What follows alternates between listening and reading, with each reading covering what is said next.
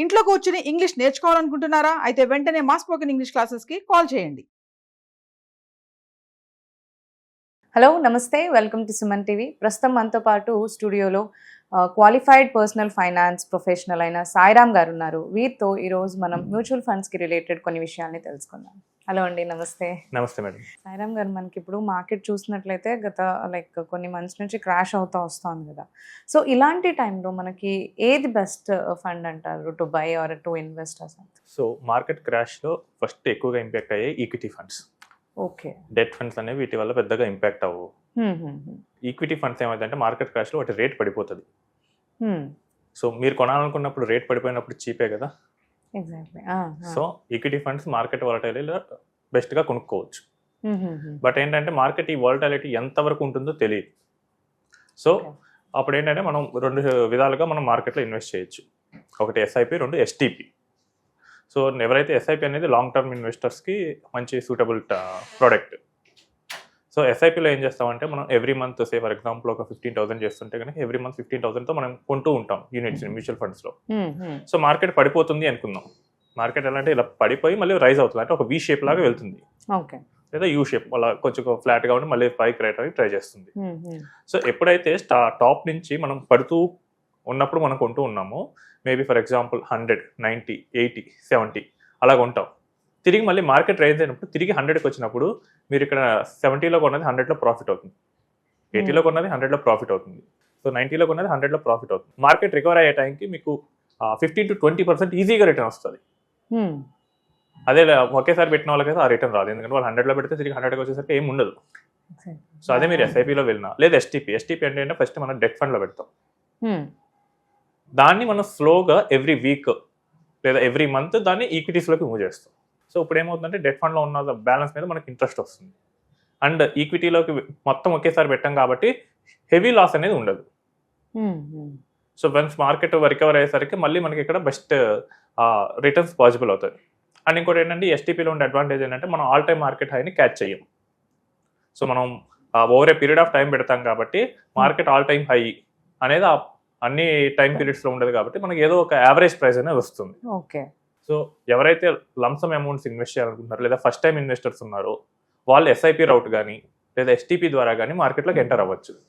ఇంకొకటి ఏంటంటే ఏ category of funds, so pure equity కన్నా మేబీ హైబ్రిడ్ ఈక్విటీ ఫండ్స్లోకి మీరు ఎంటర్ అవ్వచ్చు. ఫస్ట్ ఈ వాలటాలిటీకి ఎక్కువ భయపడితే కనుక you can start with an multi asset funds. So అక్కడ ఏంటంటే మీకు బై సెబీ లా ప్రకారం వాళ్ళు 65% ఈక్విటీ టాక్సేషన్ కోసం వాళ్ళు ఈక్విటీలోనే పెడుతున్నారు 65%. సో ఆల్మోస్ట్ 65% ఈక్విటీ ఉంటుంది, నెక్స్ట్ ఒక 10% అట్లీస్ట్ డెట్ ఉంటుంది, అండ్ గోల్డ్ మిగతాది ఉంటుంది.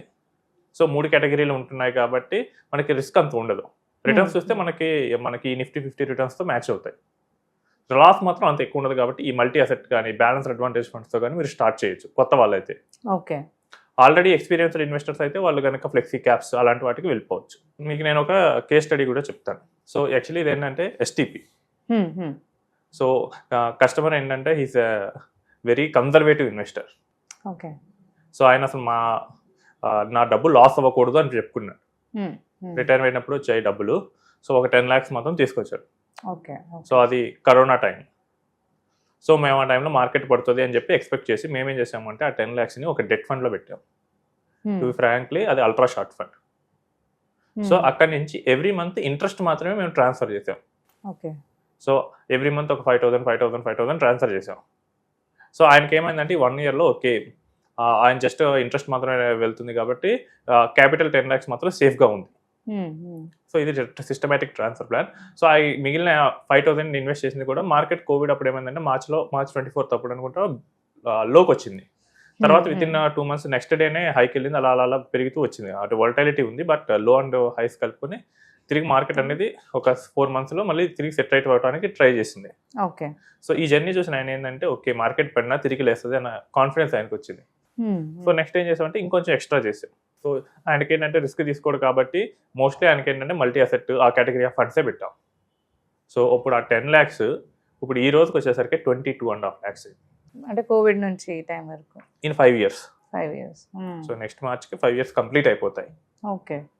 సో చేసిన స్ట్రాటజీ ఏంటంటే క్యాపిటల్ ప్రొటెక్షన్ ఉంది, వాలటైల్ మార్కెట్ ఆ టైంలో ఉంది, అండ్ ఆయన ఫస్ట్ టైం ఇన్వెస్టర్.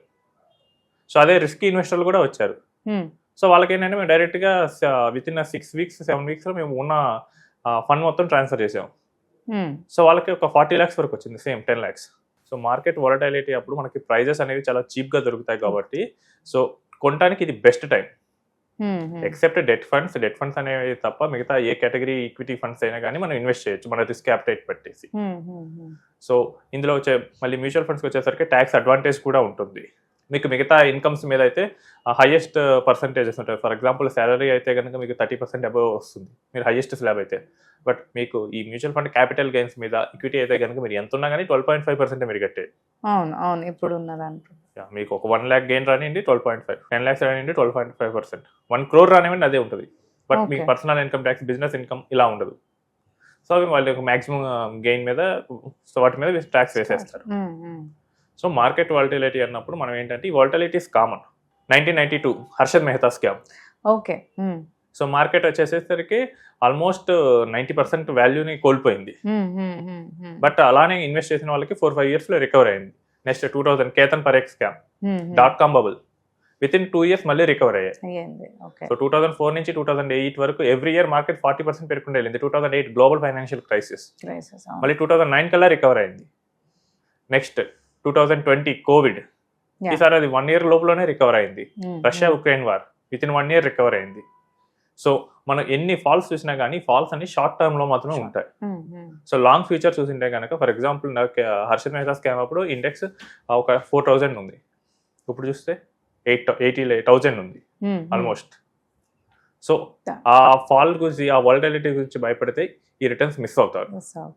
సో మనం ఏంటంటే ఒక స్ట్రాటజీ ప్రకారం వాలటైల్ మార్కెట్లో మొత్తం ఒకేసారి పెట్టకుండా మనం చంక్స్లో ఇన్వెస్ట్ చేసుకుంటూ వెళ్తే కనుక మనకి మంచి రిటర్న్స్ చూసుకోవచ్చు. వన్స్ ఆ మార్కెట్ ఎండ్ అయిన తర్వాత బుల్ కనుక వస్తే కనుక మన ఇన్వెస్ట్మెంట్స్ 3 times 4 times మల్టీఫోల్డ్ అవుతాయి. ఈ వాలటైల్ మార్కెట్స్లో మన రిస్క్ తగ్గట్టు ఫండ్ కేటగిరీని సెలెక్ట్ చేసుకోవచ్చు. So first time investors you can go for and hybrid funds. కొంచెం రిస్క్ తీసుకుంటా అంటే flexi caps. I can take an aggressive risk అంటే you can invest in multi caps. So large, mid, small అన్ని అందులోనే ఉంటాయి. So sectoral ఫండ్స్కి వెళ్ళేటప్పుడు మాత్రం కొంచెం జాగ్రత్తగా ఉండాలి. సో వాటికి మార్కెట్ వాలటిలిటీతో సంబంధం ఉండదు. మోస్ట్లీ సెక్టార్ రన్ అయినప్పుడు బాగా రన్ అవుతాయి, సెక్టార్ పడిపోతే కనుక రివర్స్ అవుతాయి. ఓకే. సో మార్కెట్ వాలటిలిటీతో కొంచెం ఇండిపెండెంట్గా ఉంటాయి. అంటే మార్కెట్ వాలటిలిటీ కనుక వీటి మీద ఎఫెక్ట్ అయితే కనుక ఇంకా డబల్ ఇంపాక్ట్ ఉంటుంది. సో సెక్టార్ పడుతుంది, ఇది పడుతుందంటే ఇంకా డబల్ ఇంపాక్ట్ ఉంటుంది. ఒక ఎగ్జాంపుల్ చెప్తాను. SBI ఇన్ఫ్రాస్ట్రక్చర్ ఫండ్ 2007 అంటే ఫర్ ఎగ్జాంపుల్ UPA 1 గవర్నమెంట్ టైంలో ఈ హైవేస్ మీద ఎక్కువ స్పెండ్ చేశారు, ఇన్ఫ్రాస్ట్రక్చర్ కాబట్టి వాటి మీద. సో అప్పుడే ఇన్ఫ్రాస్ట్రక్చర్ ఫండ్ లాంచ్ అయింది. సో జనాలందరూ ఇన్వెస్ట్ చేశారు. గ్లోబల్ క్రైసిస్ వచ్చింది. ఆ తర్వాత UPA 2కి వచ్చేసరికి వాళ్ళ ఫోకస్ ఇన్ఫ్రాస్ట్రక్చర్ నుంచి అదర్ వాటికి మూవ్ అయింది. సో సెక్టారు పడింది, నెక్స్ట్ మార్కెట్ వాలటిలిటీ వచ్చేసింది. తిరిగి ఆ ఫండ్ ఆ లెవెల్ రీచ్ అవడానికి 10 years పట్టింది. మీరు సెక్టారల్స్ అలాంటి వాటికి వెళ్లకుండా ఏ నార్మల్ లార్జ్ అండ్ మిడ్ లేకపోతే స్మాల్ వీటిలోకి వెళ్ళొచ్చు మీ రిస్క్ అప్టైట్ పట్టి, లేదా ఒక మల్టీ కేటగిరీ హైబ్రిడ్ ఫండ్స్ లోకైనా వెళ్ళొచ్చు అంటారు. సో క్రాష్ టైంలో ఇది బెటర్ అని చెప్తారు. క్రాష్ టైంలో ఏంటంటే మనం over a period of time మనం ఇన్వెస్ట్ చేస్తూ ఉంటే కనుక సరిపోతుంది. Thank you.